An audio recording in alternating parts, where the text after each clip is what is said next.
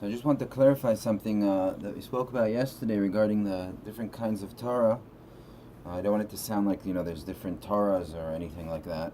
The Torah that we got at Mount Sinai and the Torah that the big tzaddikim reveal.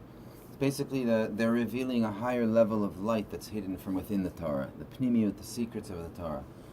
So what it is that from the sin of Adam Arishon, we know that after eating from the tree, so there was God cursed Adam Arishon, he cursed Chava, the snake, and the land as well. So the same way the land, like this is basically the curse that the land is going to give it. Instead of giving the wheat, it's going to be mixed with stickers, and so this whole process is a process of birur. Birur means like separation, of separating. Like when a person wants to make the bread, he has to, from the stage of the wheat, he needs to go through this whole process of 10 different stages in order to come to the actual final product. And each one of those stages, if you look at the stages of how you make it, it's all separating. You're always separating, doing this separation between the good and the bad, and at the end you finally get to the bread. So that whole separation, all that birur that we need to do, the separating between the good and the bad, is only because of the sin. So the Torah has the same concept as well. The Reb Shimon Bar Yochai says in the Zohar that what it says in Egypt, that the Egyptians made them very difficult work. Avodah kasha b'chomer u'bilvenim. So the avodah kasha is the kushia, the chomer is chumrat deshma'atetan, bilvenim is libun hilcheta. It's this whole process that the tzaddikim and people who study Torah need to go through in order to understand what exactly is the Ratzon of Hashem, to get to that bread, to that final stage. So that's why the oral Torah is filled with lots of debates and arguments and different opinions. This is all considered those klipot, the peels, the dirty garments, the things that need to be sifted through and put aside and separated in order, separate between the different opinions in order to come to the actual final halacha, to the Ratzon of Hashem. So the tzaddikim, the Torah has this from within it, and it stems from, the first tablets we know were created from, God, it was God gave the tablets, and he wrote the tablets, and the second ones he already told Moshe Rabbeinu to go and to take the stone, the sapphire that he took, and to carve it out. And then he took it up to the mountain, and then God, engraved the Ten Commandments in it. So it already had, it was connected. It was a part of this world, part of the next world. It was a combination of the two. The first ones was way, way above. The first one, maybe you could connect it to maybe the Shabbos before the creation. And the Shabbos before the creation, is the first tablets. It's that Bechina that's completely just the hands of Hashem. And then you have the creation, and then you have the second Shabbos, which is already after the eating from the tree.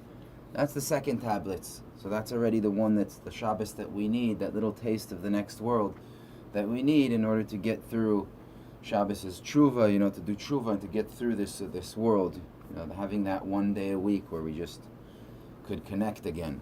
So the tzaddikim, when they study the Torah and they purify themselves, what they do is they do this purification through the koach of the Torah, the strength of the Torah. They can purify themselves. They purify all their characteristics. They take off of themselves as a being that curse of Adam Arishon, those garments, those dirty garments that are on top of their soul, on each one of their bones and ligaments, the 613, right? Each one needs work. It needs to be purified until it becomes really, really pure and holy. The tzaddikim who managed to, through the Torah, through the koach of the Torah that we got at Mount Sinai, to purify themselves by studying the Torah and doing that birur, that separation from within the Torah, until they come to the final birur of what is the actual psak halacha, how do I need to walk in the world. They get to this level of purification where they purify all their 7 midot. Right? The 7 midot correspond to the menorah that was, needed to be lit in the Beis HaMikdash every single day. The menorah, Reb Nachman brings in lesson 21, that the menorah, every person has this menorah on his face. The menorah, it corresponds to the eyes, the two eyes, the two ears, the nostrils, the mouth, right? So the two ears are the side ones, and then the two eyes, and then the two nostrils, and then the mouth is the center one, right? So that's the menorah that every single person has, and it's this purification that a person needs to do in order to purify all of his 7 midot, all of the chesed, gvura, tiferet, netzach, hod, yesod, and malchut. He has to purify all these characteristics, and through that, the menorah lights up. He gets the light of the menorah. So when a person gets to this level, what happens of this purification from within his own being, which is also like a little walking Torah, right? Like Chazal say, how foolish are people that they stand up before the Torah and come and kiss it in shul, but when a tzaddik, a huge Talmid Chacham who's a walking Torah walks by, people don't give him so much respect. So he becomes himself a Torah, and he does that whole, purification and separation of good and bad from within his own being, and he does it from within the Torah. And through that, what happens is he taps into the light, the hidden light that's from within the Torah, and he starts tapping into the sefirot, the higher sefirot of the Torah, which is, the root of what, because we know the Torah comes out of Tiferet, which is Yaakov Avinu, right? Torah tzivelanu Moshe Marsha Kihilat Yaakov. That the Torah is Sfirat Tiferet, which corresponds to Yaakov. That's why Yaakov had the 12 tribes that Am Yisrael came out of, when they're the ones who received the Torah. So the foundation of the Torah is Yaakov Avinu, and Moshe Rabbeinu was the one who drawed it down. But excuse me. So basically, so where do we go? So when the tzaddik, what they do basically is they connect to the light that is in the sefirot above the tiferet, which means the sefirot of chokhmah, bina, because that's where all the Torah comes out. It only gets revealed from the sefirah of tiferet, which is lower, but it's obviously coming out of the higher sefirot, and from the Or Ein Sof, and through the sefirot of keter, chokhmah, bina, and then it gets revealed in tiferet, which is where the sefirah that the Torah came from. So the tzaddikim who manage to purify and go up and connect to those lights, the light of Hashem that's beaming and coming down, the Torah that's coming through the higher sefirot, they reveal a completely different kind of Torah. Like Reb Shimon Bar Yochai, the entire Kabbalah that he revealed, right? He's always tying it into the Torah and showing, but he's showing these deep, deep, deep levels and secrets that you wouldn't see if you were just learning the simple level of the Torah. If you were learning the Pshat, Gemara, Mishnah, Gemara, Halacha, you wouldn't get to these deep, deep levels of the secrets of the Torah. So that's what I was saying in the previous lesson, that in this generation, it's very, very important for people to tap into these high Torahs that are given over in a way of like, they're coming from this place of like this light that's going to be revealed when Mashiach comes. This higher place, so that a person doesn't feel like he doesn't have hope. A person doesn't feel like he's in Yeush, because he's so far from purifying the menorah of his face, his eyes, his ears, his mouth, speaking always words of emet from his mouth, and speaking Torah, not speaking words of Lashon Hara, right? The ears always listening to, everything the tzaddikim teach you, to listen to the tzaddikim, right? And so on, fixing all the entire menorah. A person feels so far away from this, so he feels like he doesn't have any hope. And then the tzaddikim come and they teach you, that they show you, no, how can you actually start working, on each one on your own level? How can a person connect to the Torah and still be a part of Am Yisrael and a part of the Torah, and still be actually an Eved Hashem, a servant of Hashem, of God, even though he's not learning day and night, even though he's out and he has a bunch of kids and he's working, or whatever it is. Every person has their, whatever they're going through, and everyone has all their reasons why they can't devote their life to the next world, to the studying of Torah and being close to Hashem and praying all the time. But there's ways to connect to Hashem. There's so many ways, by doing small things, that every person could be connected. Like we said last time about those hairs. So it's something like really, really, really deep. Reb Natan brings from the Arizal that these hairs, these tiny little hairs that we spoke about, that are these little actions that a person does, another good deed, he says these little hairs, they actually are little good actions that a person does. They're considered sarot, little hairs, and they light up these huge lights that are called the 13 attributes of mercy. They're called the beard of Tikunei Dikna. And I don't know, it's a fixing of the beard of Atik. I don't know what all that means. I just know that we're talking about the sphirot that are way up there. The light of Hashem that's going to be revealed when Mashiach comes. When we have Purim, it's revealed, and Pesach night, it's revealed. So it lights up from those tiny little hairs, little actions that people do down on earth. That's where all the orot of those higher places get lit up. And it brings that, when the lights of the 13 attributes of Rachamim, the 13, like, let's just try, like, imagine like a beard. I mean, I know it's nothing like that up there, but this is what we understand.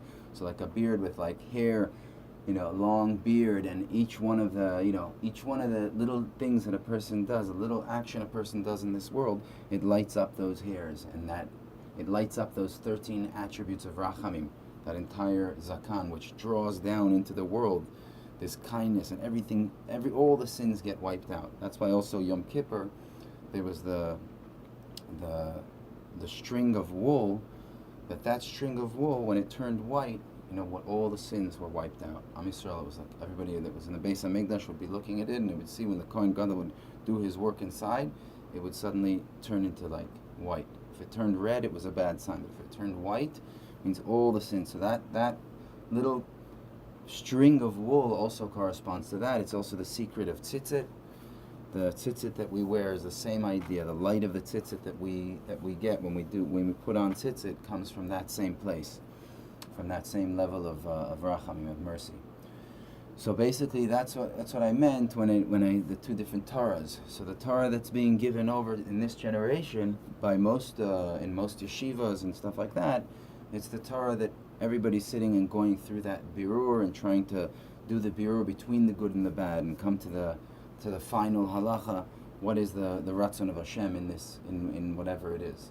The problem is when people give over the musar and try encourage people to keep the Torah and do the right thing, and the way that they give it over, the way they're giving over this rebuke, this musar, this what they call like strengthening people. I wish I got strength out of it. I didn't, and that's why I went towards Breslov, because these words and stuff that I've been teaching, this is the stuff that's been keeping me like alive, basically. So that type of Torah is going to change, because that's not the Mashiach Torah. That's the Torah of that's the Torah that applied, I would say, maybe 200 years and back. But in our generation, it just doesn't apply anymore. That type of rebuke that rabbis give over in order to strengthen people pushes most people away. Like, I was in Uman this year, and I was in a room with 8 guys. They're all young guys from 18 to 22, and all of them were yeshiva guys that one of them left 2 years ago. A few of them were kicked out. A few of them told a story that they're going to be somewhere else on Rosh Hashanah, and they ran away. And they were all like, in the room and whatever, doing what they were doing. Let's, to say it's sweet, they weren't sitting and learning all day. But the reason is that they feel so far, and that they are ending up in Uman and running away from that system, is because they were telling me, and the things they were telling me, I couldn't believe it. Like the how strict they are in the yeshiva on them. Like, if you get caught with like an app, or if you get your license without them knowing, a driver's license, you're not allowed to get a driver's license. If you get caught with like WhatsApp, you get kicked out of the yeshiva immediately, and there's no tshuva, no nothing. You're out. Got done. Like, they were just telling me stories I could not believe, because I didn't experience that. But what's happening is slowly they're just leaving that system, and they're not. It's just not for them, because they realize that I need sweetness. I need to hear. I need to connect to the Torah of Mashiach. I need to connect to the Torah that's gonna give me hope, not the Torah that's gonna tell me I don't have any hope. Anyhow, We'll hopefully expand on the Indian of the hairs, of the zakan. It's another whole thing here. It's pages and pages. It's very difficult for me to always try summarize it and put it in a 10 or 15 minute shir. There's a lot to speak about, but Baruch Hashem, Breslov has a lot of Torah. Thank God, thank God. But yeah, Zat Hashem, we should be chazek. And remember, there's always hope for every single person, no matter where he is, no matter what level he's on. You can always stay connected on your level. Whatever your connection is on your level, you take it from there and you go little step at a time. You smoke cigarettes on Shabbos, okay. Rav Gudlevsky says no problem. I'm not telling you to stop tomorrow. You're smoking cigarettes on Shabbos. But you could light a candle. You could light a candle and light your cigarettes from the candle. So you don't have to light the lighter, 20 times, 25 times all Shabbos. Put a candle and light your cigarettes from the candle. So at least you're doing one tiny little thing less. At least there's a level of that a person could stay close to Hashem on his own level, and not to think of those thoughts that we spoke about in other classes, like those thoughts that tell you, you're who you're playing games with, like you're smoking cigarettes on Shabbos, but you're not going to use a lighter. I mean, right? It doesn't make any sense. Yeah, it makes total sense. It makes total 100% sense. The Yetzer Hara comes and tells you, no, you smashed one window, so go smash all of them, right? You're already doing one thing, so don't. The Yetzer Tov, the Tzaddik, comes and tells you no. He says the exact opposite. When you do a tiny, tiny little thing before Hashem, it's very, very, very important. And the entire world was created for that little action. So when a person realizes that, he realizes, oh, I could even keep Shabbos on my level, right? On my own level that I'm on, I could keep Shabbos. And he starts keeping Shabbos. He smokes 20 cigarettes a day, one cigarette less, right? He speaks Lashon Hara. He can't help himself. A little bit less. He has a problem with eating, so he does, a little something small. Like Rav Nachman told his Hasidim once. They spoke to him about working on the taiva of eating food and how could they break it. And so he told them, just put a little bit less salt. You're used to putting this amount of salt because you like it salt. Put a little bit less.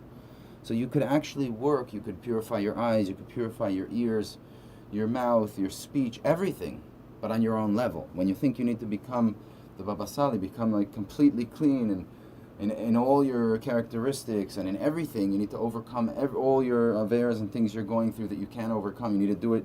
If you don't do it 100%, you don't have to do nothing, then you give up.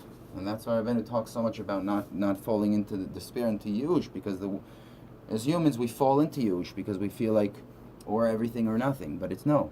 You could take tiny little steps, tiny little baby steps, and on your level, that's your service of God right now, and that's what Hashem is expecting from you. And every week, you take another step and another step and another step. Before you know it, you're doing a lot more, and you're doing it with sweetness, and you feel close to Hashem. Anyhow, we should all get closer to Hashem and have a great, awesome week.